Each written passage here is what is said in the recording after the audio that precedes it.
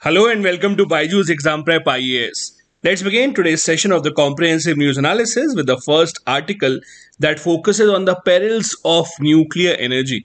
The authors here are making a point that India's path towards expanding its nuclear energy umbrella and setting up increasingly more number of nuclear power plants is a wrong policy indeed, and we should look again into this policy because countries across the world, especially the developed nations, are now seeing how nuclear energy can actually be destructive and extremely expensive. The authors here say that world in the past couple of decades has witnessed multiple nuclear disasters, and we came extremely close to another nuclear disaster in the ongoing Russia-Ukraine crisis. We know how Russia attacked the Zaporizhia nuclear power plant in Ukraine, which is Europe's largest nuclear power plant, but thankfully the nuclear power plant was not destructed and we did not have any harmful radiations. However, things could have gone out of control very easily if some unfortunate happening might have happened.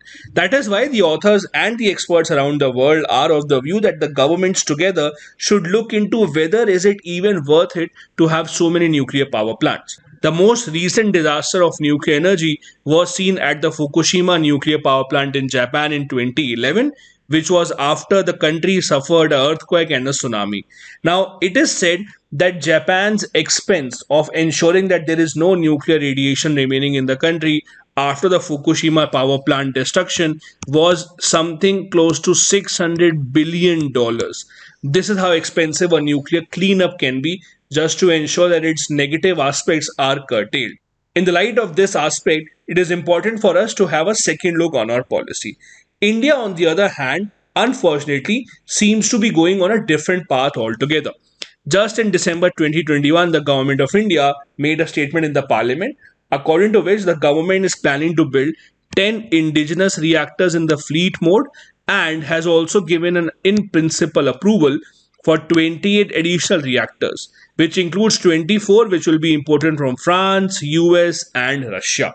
Now, the reason why our government has been so upbeat about nuclear power in the past couple of decades is that it is seen as a renewable source of energy which can help India replace coal and other dirty sources of making electricity.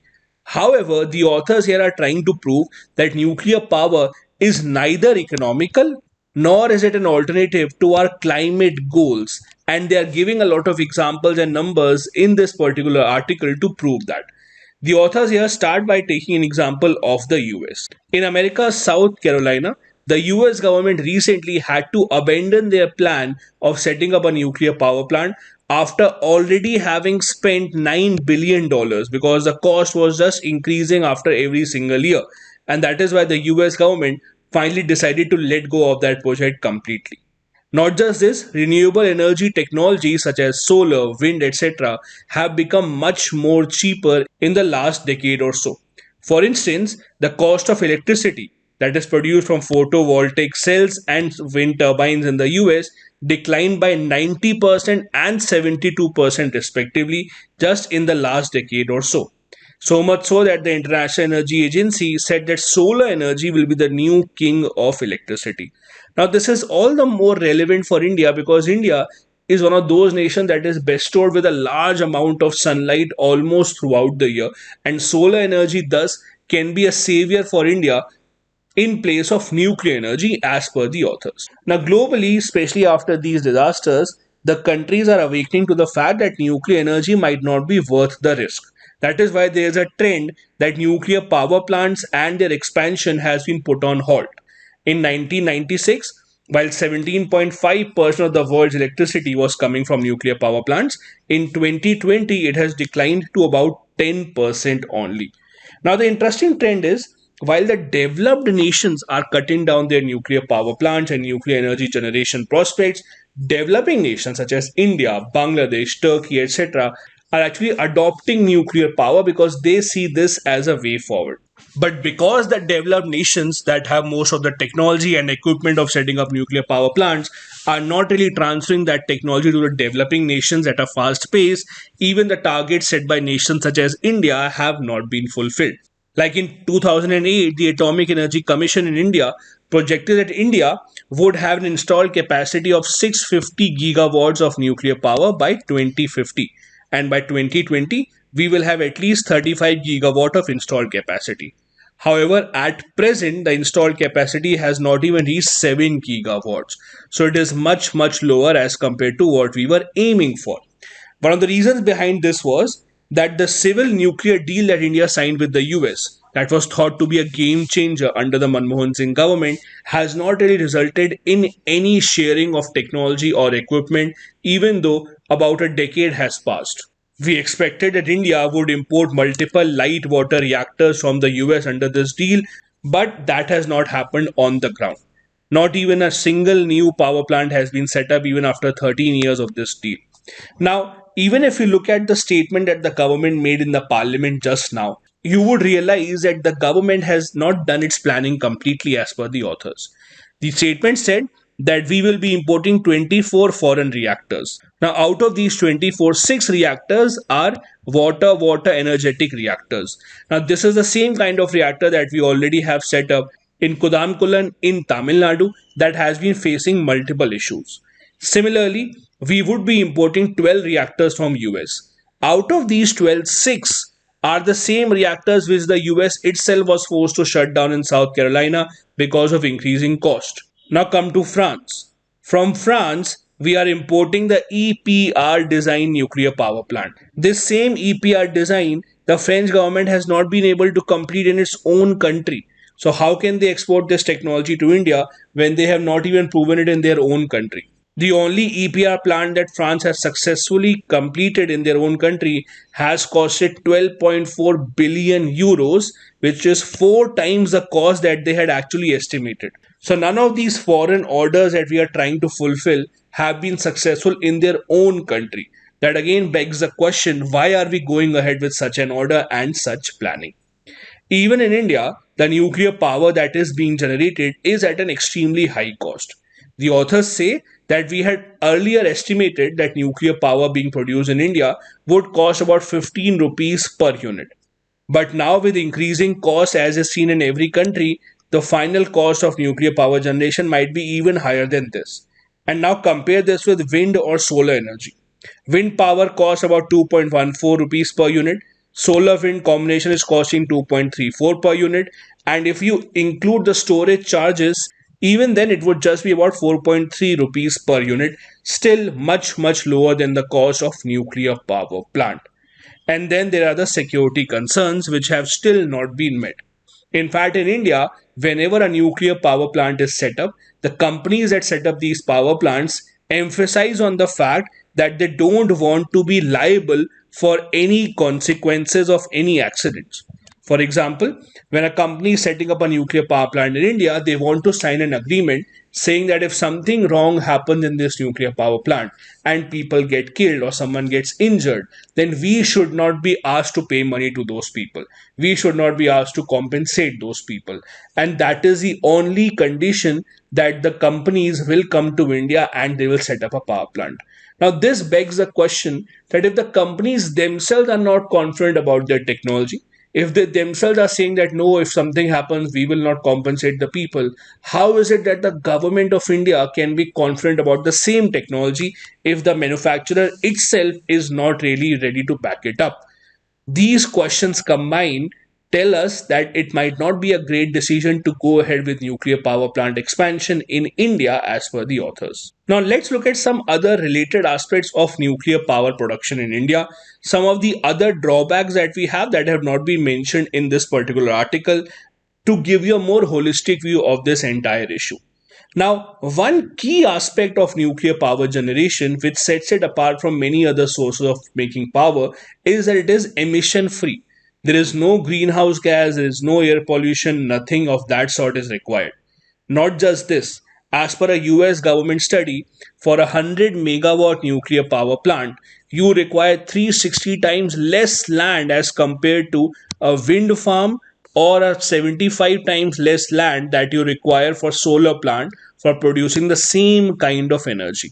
So you cannot really compare it with solar or wind because the amount of land required, the amount of resources required are much lower in case of nuclear power generation. Not just this, the other problem with other sources of power generation like solar and wind is that they are not really reliable. For example, you can only generate electricity from wind when there is enough wind available at a particular speed. Same with solar. You can only generate electricity from solar if you have a constant supply of solar energy. But both of these can be intermittent and unstable since these are dependent on natural weather conditions. Take an example of Britain. Britain right now has about one quarter of its power coming from wind. But last year, the country saw an unusual windless summer, because of which there was a major power crisis in UK. So you can understand how we can't always be dependent on these kind of sources such as wind and solar, and why nuclear has an upper hand over this.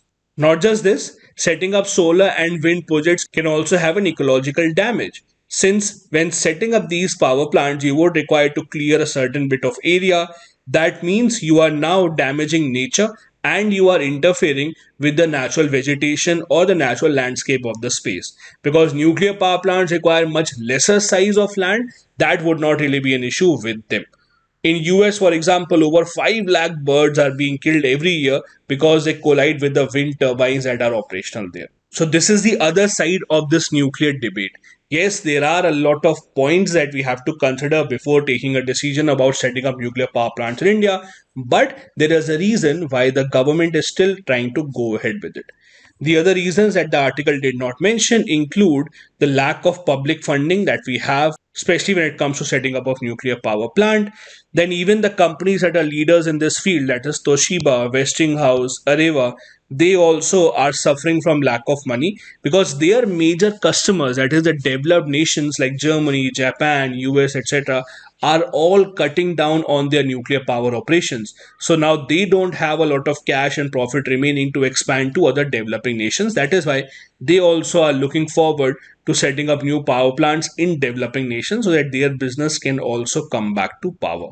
This infographic gives you an idea about the current status of nuclear energy in India. Right now, we have 22 nuclear power plants, 14 of which are under IAEA safeguards, while 8 are not. These nuclear power plants together generate about 6,780 megawatts of energy. The countries that supply us uranium in the largest quantity are Kazakhstan, followed by Canada, which is then followed by Russia and other countries. The next write up in the article of our importance is the one that is focusing on aviation and tourism sector. The Government of India recently announced that the scheduled commercial international flights will resume very soon, which were stopped from the last couple of years because of the ongoing pandemic. Now, in the last couple of years, the global aviation industry itself suffered a loss of over $200 billion. That also resulted in a major decline of India's foreign exchange earning also.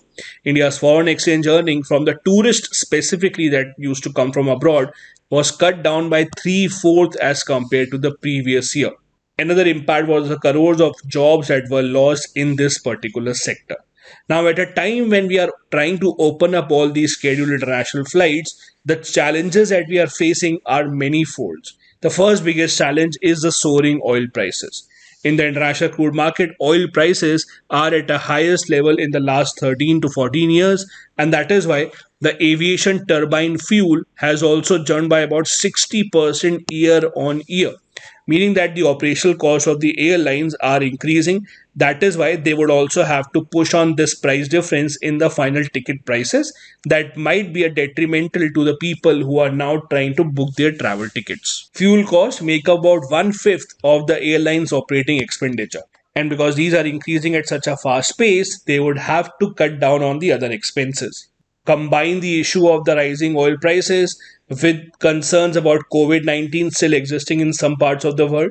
For example, while cases in India, US, etc. might be going down, the cases again are increasing in countries such as Australia and New Zealand. So the entire world is still not free of this COVID-19 issue, and we are still facing threats of new variants.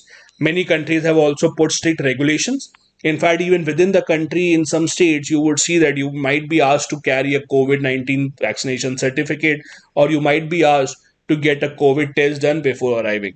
That also adds to hesitancy of traveling amongst the travelers, and that is why not many people are preferring to travel at this time, thus hurting the tourism industry many folds. Not just these external factors, even the government has to take the blame of why the airlines are not really working properly and why are they going into huge losses. The article says that indirect taxes take away about 21% of the airline's complete revenue, means one fifth of their money is going directly to the government, which is again a major factor in why the airline business in India is considered to be one of the toughest. So much so that there's a very famous saying across the world, that is, the best way to become a millionaire is to start by becoming a billionaire and then start a airline business, and then you will automatically turn into a millionaire in no time. That is why airline business across the world is extremely difficult to carry on. Thus, the government must take as many efforts as possible because this one sector is giving employment to crores of people in India. Now, this infographic gives you a lot of information about the tourists incoming into India, the category of tourists, and the exchanges that we are earning from that. For example, take the example of 2020, the year of the pandemic, where the number of tourists coming into India declined by almost threefold. Out of the 10.9 million tourists that came to India in 2019, 2020 only saw 2.7 million tourists. Similarly, the foreign exchange earning from tourism took a big cut in the year 2020. The good part is that in the coming years, the government does expect a major jump in the revenue in the tourism industry and in the hospitality sector. By 2028, the government is forecasting a contribution of about $195 billion to the GDP of India by tourism and hospitality industry. But for that to translate on the ground, the government must take the appropriate steps which are required in the present situation. Even before the pandemic, there were some issues that were acting as a constant in the Indian tourism sector. You can ask any traveler around the world, they would tell you that while India is at the top of their list because of the diversity that we have, because of the places to visit that we have, the culture that we offer, but there are a lot of things that actually discourage people from visiting India. Now, India is one of the unique nations in the world where you see all types of weathers, where you see different languages, culture, religion, different types of flavors in the society. But still, there are issues such as infrastructure and connectivity. For example, there are a lot of places in India where there are great places to see, but in order to reach there, you might not have an airport, you might not have good connectivity, you might not have great places to stay there. The cities might not be that safe, which is a detriment to many people visiting from outside the nation. Now, that has changed in the past. In the past few years, we have seen in many tier 2, tier 3 cities, airports being built up under the Udan scheme. So, that is a good way to begin. But a lot still needs to be done in that respect. Also, we have not really utilized the power of online marketing and branding to market the places which deserve a lot of tourist attention in India. Now, one state in India that has actually done very well in terms of marketing and branding of its tourism sector is Kerala. In fact, in the past couple of decades, international studies have been conducted across the world how Kerala has established itself as a major tourism destination within India. There has been great work done by the Department of Tourism inside Kerala, projecting it with using great taglines such as a God's own country and projecting the various facets of Kerala that attract people from throughout the world and not just India now. There's also a lack of skill factor that we have in India. With international tourists visiting India in large numbers, we require people who can interact with them in their own language. Also, we need people who have the required skill set for the hospitality industry, which is a challenge because for a tourist, a complete experience does not just mean visiting a particular place, it also means that the people that the tourists are interacting with, are they helpful enough or not? Are they knowledgeable enough or not? So, this is also a key aspect where India seems to be lacking right now. The next article of importance for us is Russia offering India to buy more oil from their country. Now, recently, the Russian government said that Russia's oil and petroleum export products to India have approached about $1 billion, and we are hoping that this figure might increase. Now, this comes at a very interesting time when Russia is facing a series of sanctions from European nations and the US mainly. Recently, the American president announced that they will be banning the import of Russian oil and gas in their own country. Thus, Russia has lost the order of US import of about 7 lakh barrels of oil per day. Similarly, the European market has also cut down significantly on the oil and gas supply from Russia, which is about 4.5 million barrels a day. In effect, Russia right now has a lot of unsold oil and gas, and it is looking for market where they can sell this. And this is where India comes into the picture. Now, this is a very interesting situation right now from both sides. First, from the Russian side, as we discussed, Russia is under a lot of pressure because of the economic sanctions that have been imposed on them. For Russia, the two major sources of foreign exchange are their weapons and their oil and gas. Oil and gas being under a lot of severe pressure because of Western countries' sanctions, Russia is now hoping that countries such as India can give it more orders. Now, let's think of it from the Indian point of view. As we discussed, the crude oil prices in the international market are at a 14-year high. At the time of the budget, we estimated that the crude oil prices will be about close to $70, and now they have reached a peak of over $130. So obviously, our entire budget is also now going into a disarray. At such a time when Russia is offering us to buy oil and gas from them, we can also leverage this situation because we can now ask Russia to supply this oil and gas at a discounted price. In fact, Russia has made some signal to India that it might be interested in supplying oil and gas to India at a discounted price as compared to the market price in the global market. Now, does India accept the offer? Does India not accept the offer? Because obviously, if India accepts this offer of taking oil and gas from Russia, it would not go down well with US because the entire purpose of US putting sanctions on Russia is to pressurize the Russian economy. And if India starts to buy oil from Russia, the entire purpose of Russia and Western countries would get defeated. So this is a crunch time for India to take that call. And that is why we are seeing statements such as this from our finance minister. The finance minister recently said, a whole lot of factors will decide on Russian oil import to India. This is a statement that actually is indicating that we are ready to negotiate, but only if our terms and conditions are met, we might be willing to buy more oil and gas from Russia. At present, close to 1 to 2% of India's oil import comes from Russia. So, what India has done is we import oil and gas from almost every country that is ready to export it because we want to diversify our basket of oil import because we don't want to be dependent on one single nation. So, we have a lot of diverse portfolio when it comes to buying oil and gas. For example, we buy most of it from Iraq, UAE, Saudi Arabia, US. Then in the past few years, we have also started taking oil from nations such as Guyana, etc. Nigeria has been one of the top suppliers of oil and gas. So we try to diversify it as much as possible. In 2021, India imported 1.8 million tons of thermal coal from Russia, while we also imported 43,400 barrels per day. So BPD's barrels per day oil from Russia in 2021, which is close to 1% of the overall imports from India. And that is why we are not really dependent on the Russian oil as of now. However, the present situation does present a chance for India to ensure that we might not have to spend a lot more money as compared to what we had planned during our budget. Now, as I said earlier, Russia did make an offer to India for discounted crude oil, and the government of India is now thinking over it about the implications of accepting or not accepting such an offer from Russia. The next article is again related to what is happening between Russia and Ukraine, but this is about a different commodity. The article says that Ukraine's two biggest neon producing companies are now stopping their output, which might mean another semiconductor chip crisis throughout the world.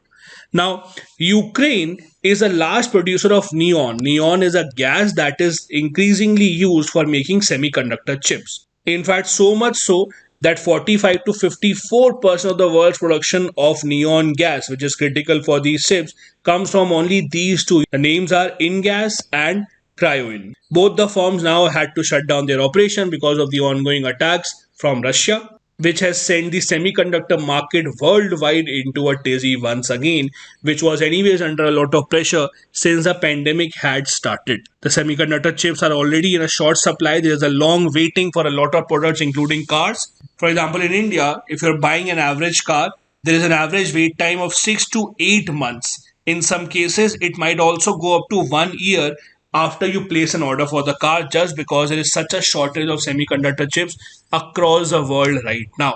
And this invasion of Ukraine is expected to worsen this situation even further.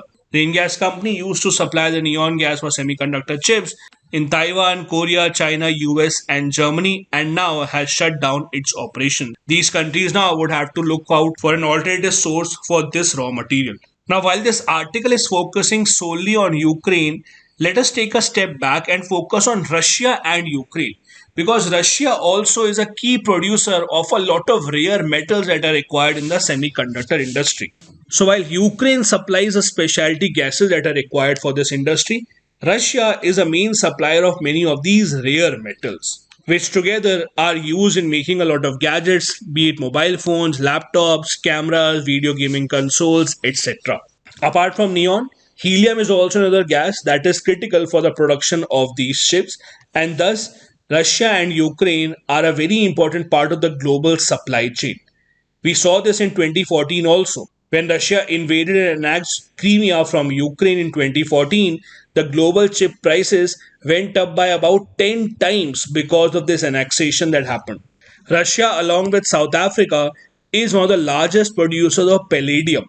Now, this palladium is often used as an alternative for gold while making various devices, since it is very, very malleable and is resistant to corrosion. In fact, so much so that Russia supplied about 2.35 million ounces of palladium in 2021. And with sanctions being put over Russia, and if this palladium is not supplied to other nations, this might also result in another problem in the global supply of the semiconductor chips. Nations across the world are trying to come up with different ideas to ensure that their market is not hit. US government is looking to pass the CHIPS Act to provide semiconductor firms about $52 billion in subsidies. Indian government also recently cleared a 76,000 crore rupee scheme to incentivize the companies to design and make semiconductors within the country. Also, do remember a few details about the neon gas, because that is at the center of this article. There are a lot of applications of the neon gas in our day-to-day life.